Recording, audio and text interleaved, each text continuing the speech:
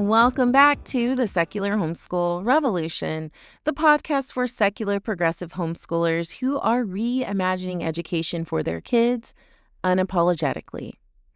I am your host, Ashley, and today we're going to get into something that I think a lot of us homeschooling parents, especially if we're progressive, need to pay attention to, and it is the conservative homeschool pipeline and the anti-LGBTQIA plus messaging. Because when I was researching for this episode, I started with social media. I have, online communities that I'm a part of. And so, I'm fascinated by how the algorithm changes. And so what I did notice is that the messaging does not always come to us sounding hateful.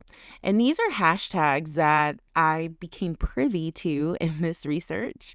And it was going dark after I was going after video following these hashtags. So some to look out for, or that I used for my research, was hashtag parental rights, hashtag protecting children, hashtag traditional values, hashtag just biology, keeping politics out of a childhood, letting kids be kids.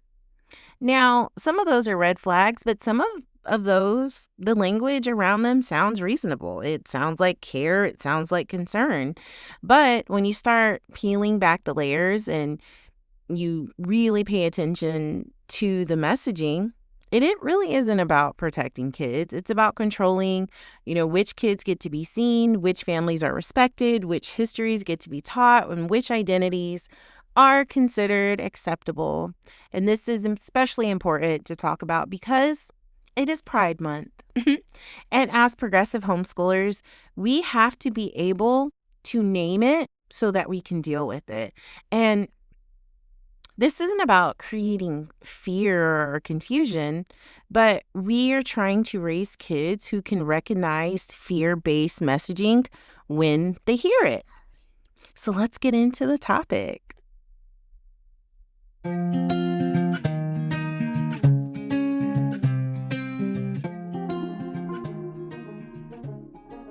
So how does the pipeline start? Right? I want to talk about the pipeline first because I think a lot of people imagine it as this huge, big, dramatic shift or like an aha moment that just snatches their soul to make them conservative. And no. So for me, one day I was watching a sourdough video. We tried it. My sourdough crashed and burned. And then my content and my algorithm started to shift to trad wife TikTok and anti-DEI and anti-vax. And then I landed on anti-LGBTQIA content. And again, it was like a slow drip. It wasn't happening necessarily overnight, but my algorithm started changing. The influence I started seeing and content I started seeing started evolving. And at first it felt harmless and I was like, oh, okay, it's going past, but it kept happening. And between the extreme content, it was maybe showing me some homemaking content and then leaving the school system and how women were so excited to be homemakers and home educate their kids and how they're having such a peaceful morning routine. Or someone also was saying, we just wanted to take back our kids' education. And I do think a lot of us can relate to that, right? That we just wanted to take back our education because on our side, we think the public school education system is too conservative and rigid and censored. But on an extreme conservative side, they think the public school education system is way too liberal. Shocking. We disagree there. Because, I think a lot of us did leave the systems because they were not serving our kids. And a lot of us were tired of standardized testing and, the school violence, racism, ableism, and the way public schools often fail marginalized kids. So when someone says, I want something better for my kids, I think collectively, no matter what side of the aisle you stand on, you get that. But then That's when the shift starts happening, because it goes from the I want my kid to have a better education to the schools are indoctrinating the kids. Then it becomes they are pushing an agenda on our kids, and then they're confusing our kids about gender. And then it's like this whole fight for parenting to protect their kids against the LGBTQIA plus people. And when it's framed like that, that is more of a culture war. And that's what we have to pay attention to.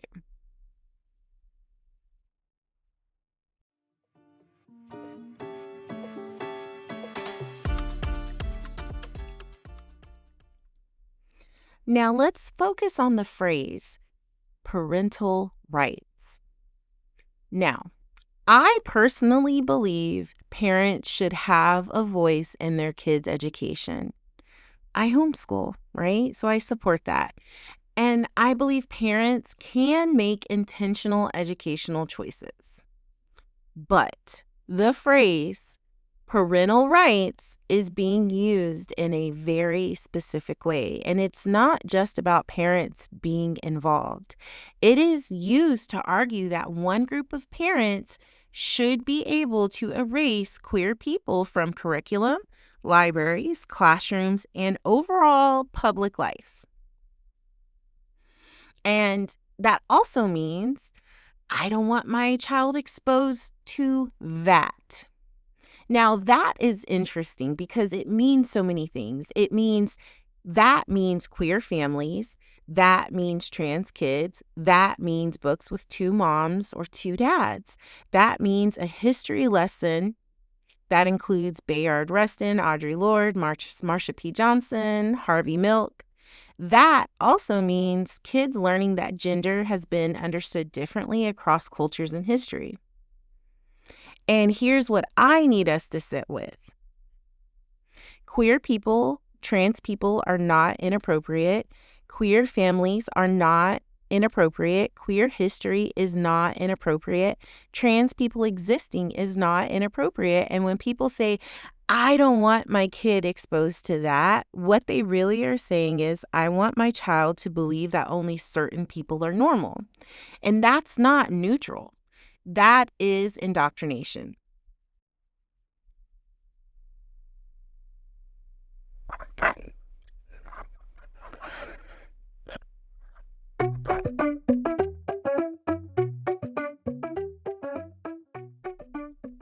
Now let's talk about protecting children, protecting kids. And as parents, that language hits us deep in the heart, right? We always want to protect the babies. And we want to protect them from harm and abuse, exploitation, violence, shame, and neglect, right? But the anti-queer movements, they know that term protecting children is emotionally powering language, right? So they use it. And they use it to frame that, queer existence is danger. A drag queen reading a book is dangerous. A teacher using a child's chosen name is dangerous. A picture book with two dads is dangerous to them. A trans teenager asking to be respected in their identity is dangerous to them when they're using this protect kids language. And what actually harms kids is shame, isolation, bullying, family rejection, and being told who you are is a sin, right? That harms kids. And for kids who are part of the queer community or they're trans kids, that messaging, it's not abstract, right? Because it lands on their bodies, it lands in their homes, it lands and impacts their self-worth. So when people say, we are protecting kids, we have to ask, which kids? Which kids are you intending? Which kids are you meaning? Because I want to protect all of the kids. You don't. And are you protecting queer kids? Are you protecting trans kids? Are you protecting kids with queer parents? Are you protecting Black and brown queer kids? Are you protecting disabled queer kids? Are we protecting kids who are questioning and needing safe adults. Because if your protection only protects straight, cisgender, conservative kids, that is not protection.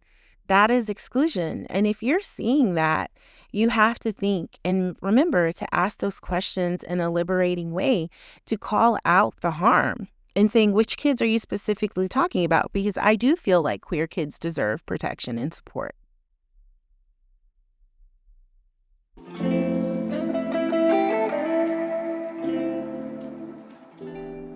Now, let's break down the traditional values term or hashtag, because this one definitely gets wrapped up in homeschooling a lot. You know, you hear people say, we just want traditional values. We want to raise our kids with biblical values. We want to return the way things used to be. But used to be for who? Traditional for whom?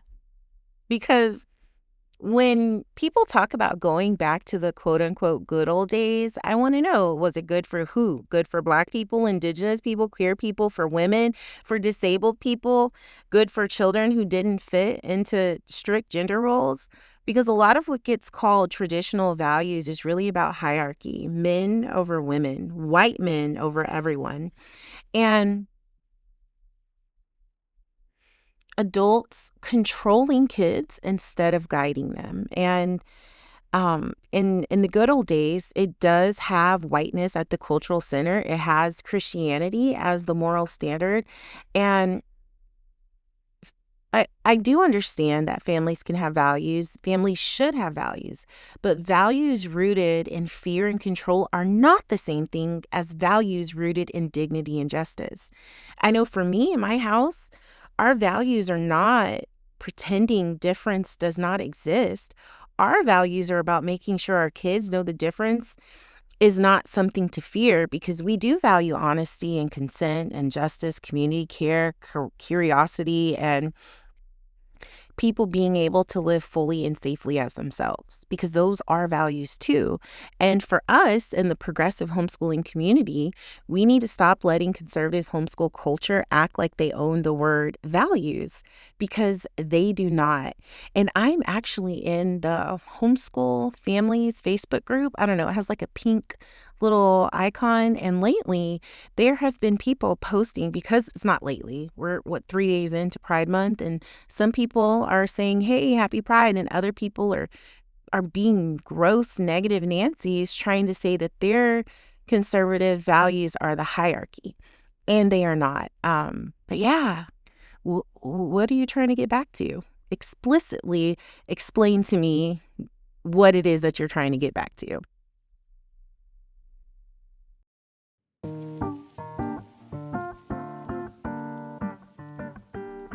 Now, this one is funny, not funny to me, but as someone who is a community leader to a secular, diverse, and inclusive homeschooling space, and we are very intentional about saying we believe in science, people have tried to use the argument about biology, right? And us being so welcoming to queer and trans kids, right?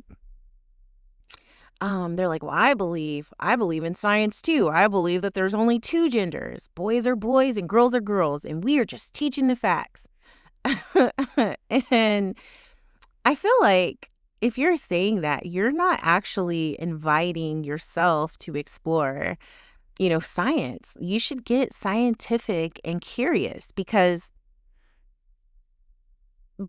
using the term biology as a doorstop to end the conversation is dumb, because real science is complex and observes the variation. It asks questions, it explores, it supports curiosity, it updates with evidence. And even in biological sex, human bodies are more complex than two boxes. And we just can't fit everyone into just two boxes, because gender is not only chromosomes or body parts, it's also social and cultural and historical and deeply personal.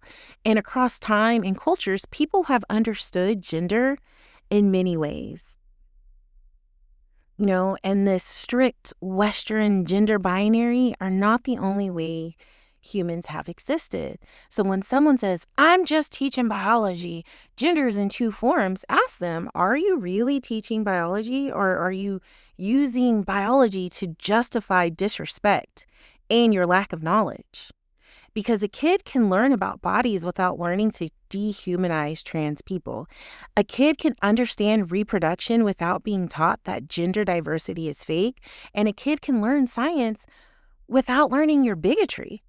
And that is possible, and it is absolutely necessary. So we have to go back and make sure when people are saying, I believe in science and I just teach biology, we need to ask which science, which biology is this coming from?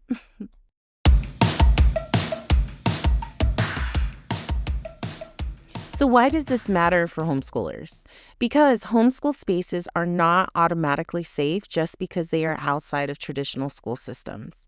A lot of homeschool culture in the U.S. has been shaped by conservative Christian politics, and some of that language can still show up even in secular spaces. And you'll hear things like, we don't do politics, or this is a neutral space, but I bet you post a pride meme or graphic, and then all of a sudden pride is political.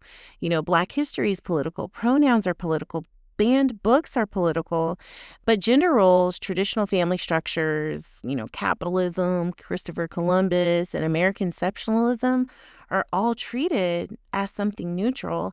And that is not neutral. That is a worldview. It is a limited worldview, but it's a worldview. And that's why, if we are not intentional, we can recreate the same harm at home that we pulled our kids out of school to avoid. And that's why progressive homeschooling has to be more than just secular. A homeschool can be secular and still be racist. Secular homeschooling can still be ableist, and secular can still be anti-LGBTQIA+. So for me, the question is not just, are we teaching without religion? The question is, are we teaching with justice, dignity, and liberation in mind? Are we teaching for the revolution?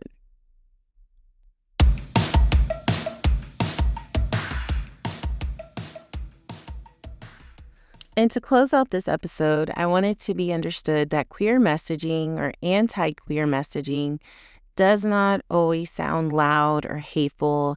It can sometimes sound like, oh, we don't need to read books like that yet.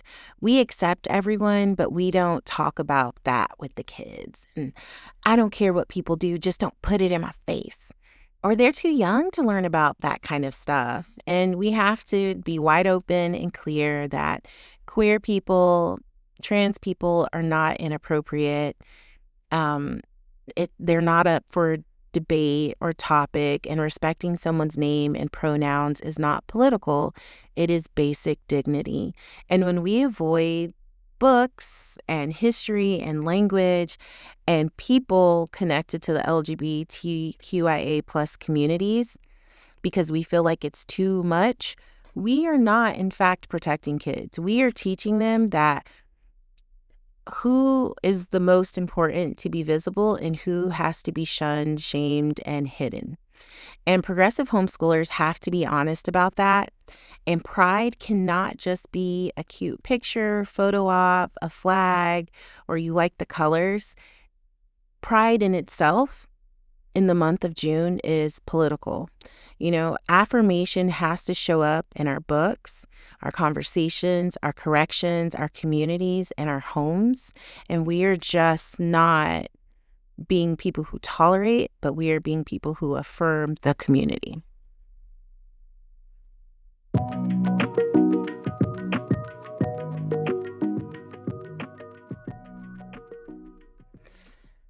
This podcast exists because I refuse to let the loudest voices in homeschool spaces define what homeschooling is or what it has to be. We are all collectively in this community reimagining education for all of our kids unapologetically, and that reimagining has to include a commitment to raising kids who understand that queer people are not a threat, not an ideology, not a political football. They are people.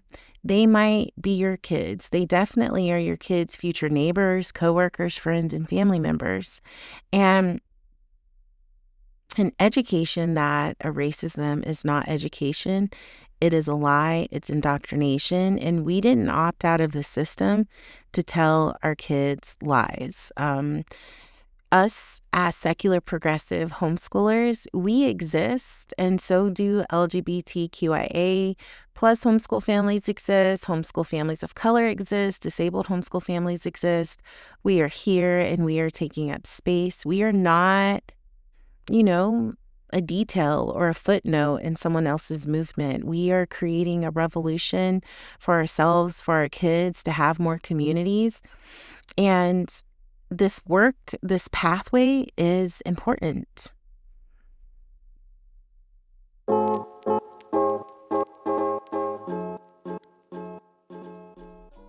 And I hope after listening to this episode, you're able to understand that we can't just post rainbow graphics on our social media and say love is love. I want us to be able to name and pay attention to language being used to make fear sound like protection. And I want us to challenge the idea that LGBTQIA plus and trans affirmation is political, but exclusion is neutral.